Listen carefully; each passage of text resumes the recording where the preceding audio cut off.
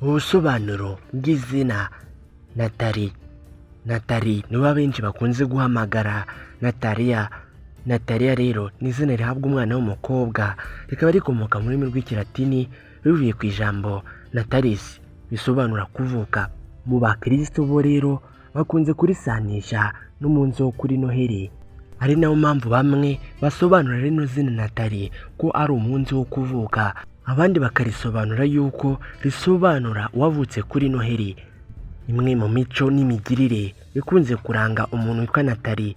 Natali ni umuntu ukunda gutekereza ku ruhande rwiza rw'ibintu, ku buryo kumuca intege atari ibintu wapfa gushobora. Natali ni umuntu ukunze kuba afite umutima mwiza kandi yisanzura ku bantu bose. Natali ni umuntu ukunda ibikorwa byo gufasha ndetse no kwita ku bantu. Natali ni umuntu uzi kwisobanura.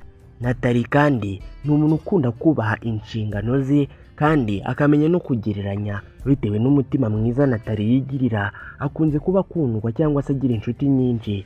Natali ni umuntu usobanukiwe iby'amarangamutima ku buryo kumujijisha utapfa kubishobora. Nubwo rimwe na rimwe Natali ashobora kwitwara nk'umuntu usaragurika, ariko kandi rimwe na rimwe ajya ashobora no gutuza. Natali ni umuntu wizerera cyane mu bufatanye cyangwa se mu ihuriro ry'abantu benshi, ku buryo ibikorwa bye byinshi uzasanga abihuriyemo n'abandi bantu. Natali ni umuntu uzi gutekereza cyane.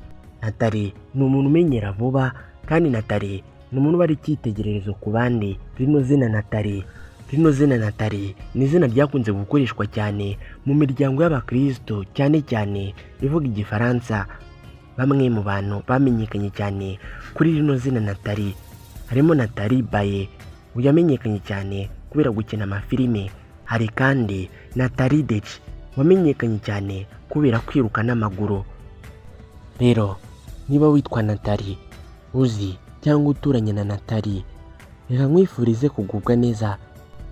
Reka ngusabe gukora subscribe niba utarayikora. Naho jye nitwa Aimable Niyongira, munyemerere duhure ubutaha.